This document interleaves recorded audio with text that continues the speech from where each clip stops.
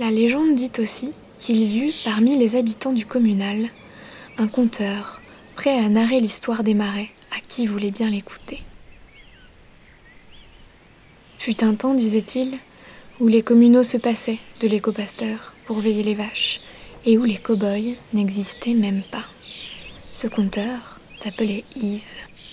Les communaux, c'est quelque chose qui est généralement très ancien, qui remonte au Moyen-Âge. Il y a eu beaucoup de communaux un peu partout en France. Voilà, c'est des usages très anciens, des usages communautaires, qui ont petit à petit reculé et qui se sont maintenus un peu contre vents et marées parce qu'il y a beaucoup eu dans l'histoire des tentatives de régler leur compte à ces usages. Voilà. Et ici, il se trouve qu'on a eu dans la durée, une persistance de la volonté locale de maintenir l'usage.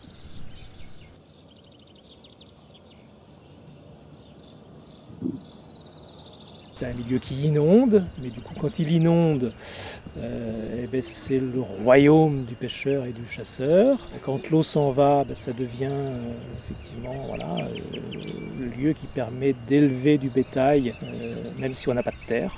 Et donc c'était extrêmement précieux pour des petits agriculteurs locaux et c'était même très attractif puisque tout au long du 19e siècle on a vu la population croître avec des gens qui venaient justement attirés par cette possibilité offerte aux gens de la commune de pouvoir mettre du bétail sur le marais communal.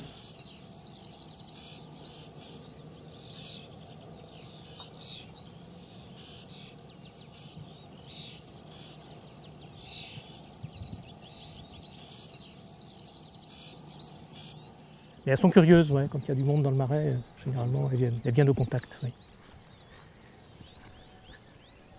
De même que les chevaux d'ailleurs, souvent. Dans notre histoire, les agriculteurs se désintéressèrent du marais et lui préférèrent les monocultures céréalières ou l'élevage intensif. Dans tout le pays, les grandes exploitations remplacèrent le pâturage collectif et nombre de communaux furent rachetés et morcelés avant de tomber dans l'oubli. Donc à l'époque, on a été un certain nombre à se mobiliser ici. On a créé une association qui s'appelle l'association Les Rouches. Et une de nos actions dès le départ, ça a été de démarcher des éleveurs extérieurs à la commune qui ne connaissaient pas ce système de communal, mais qui pouvaient potentiellement être intéressés. Et donc on est allé au contact d'éleveurs du bocage, leur présenter ce que c'était que cette immense parcelle-là. Car la transmission s'était perdue. Les éleveurs ne savaient plus comment appréhender le marais. Vincent était l'un de ceux-là. J'ai eu peur un petit peu au début. C'est vrai que c'est une grande surface avec beaucoup d'animaux. On apprend un petit peu des fois, on se dit comment elles vont se comporter mes vaches comme ça. Non, comme c'est grégaire, de toute façon, elles sont faites pour vivre en troupeau, donc il n'y a pas de problème. Non, c'est qu'il y a des chevaux et tout, donc j'avais peur que mes vaches soient un petit peu trop... elles ont quand même un petit peu de tempérament, quoi, donc pourquoi habiter avec les chevaux On l'a vu tout à l'heure. Je trouvais ça... voilà, quoi, mais bon, non, ça va, elles sont parfaitement adaptées, elles trouvent ça pas mal.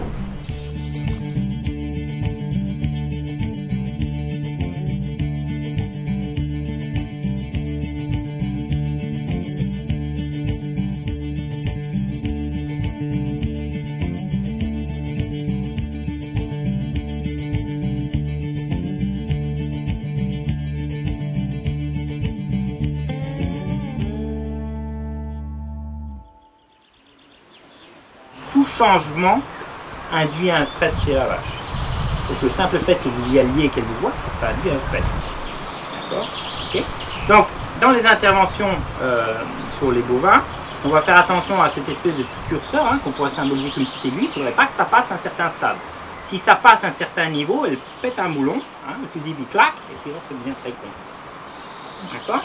Donc ce facteur stress peut redescendre facilement, il faut laisser le temps à la vache de s'habituer, c'est tout. J'attends, je reste là, j'attends, je patiente, et voilà.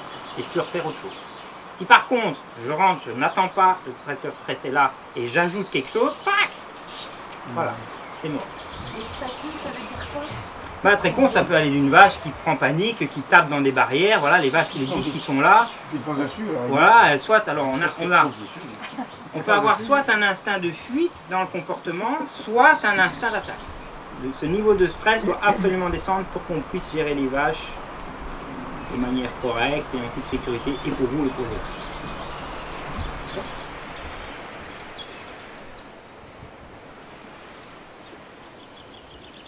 Chaque année, les cow-boys formateurs étaient témoins de la progression des cavaliers et de leurs chevaux. Leurs apprentis suivaient un cours théorique avant de rencontrer leurs premières vaches. Dans l'arène, seuls face aux génisses, ils s'entraînaient à appréhender leurs réactions, à les déplacer, les guider ou les immobiliser.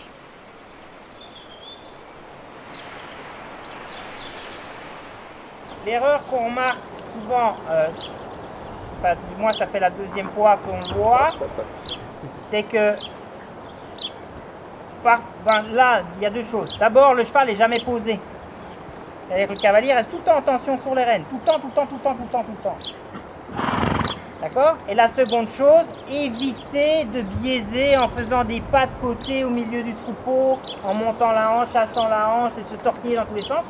Parce que le cheval finira par s'en servir contre vous, soit en fuite, soit en attaque sur les vaches. Donc là, tu rollback à droite, rollback à gauche, sans monter vers elle. Termine bien tes rollbacks, Voilà. Ne monte pas sur la vache. Stop, stop.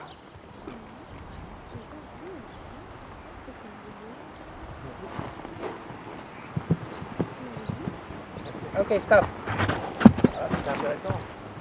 Bien obliger ton cheval à faire toutes les manœuvres. Tu vois, dans les rollbacks, on voit que les rollbacks sont partis en cacahuète parce que tu avais besoin de la rotation et puis il n'y a plus rien qui marche. D'accord? Ok. D'accord, mais je bâcle pas le travail que je suis occupé à faire parce qu'il y a une vache. On est en entraînement. Donc j'explique au cheval avec une vraie vache ce qu'il doit faire. Si sur le plat, vous enquiquinez votre cheval, et puis sur les vaches, il ne doit pas le faire, mais il ne le fera pas dehors non plus. Hein. Donc il le fera sur le plat.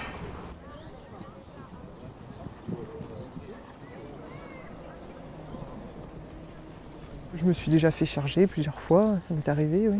Une vache qui avait un veau, par exemple. Ou... Bon, généralement, quand elle me charge, c'est qu'il y a vraiment quelque chose qui...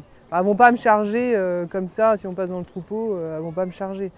Mais si, par exemple, voilà, une vache qui a un veau peut me charger, ou une vache vraiment blessée qui se sent attaquée, va charger, quoi. Mais je ne me suis pas fait attaquer par un lion ou non, un chevreuil, non. Ah si, par un vanneau, il n'arrêtait pas de venir sur moi cette année-là. Il faisait hop, il revenait. Ouais, je devais être proche de son nid ou je sais pas. Mais les apprentis cow-boys devaient se préparer à des assauts plus dangereux que ceux d'un oiseau inoffensif.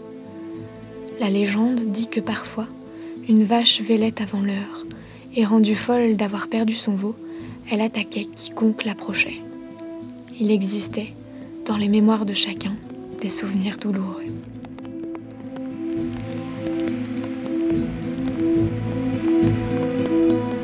La raison pour laquelle on fait ça à cheval, c'est parce qu'il y a un risque potentiel assez important et important. Le risque est toujours là.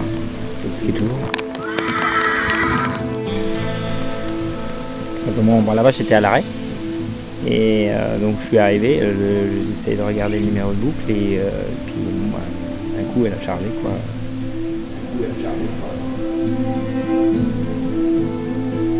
On était à l'arrêt et on n'a pas eu le temps de réagir.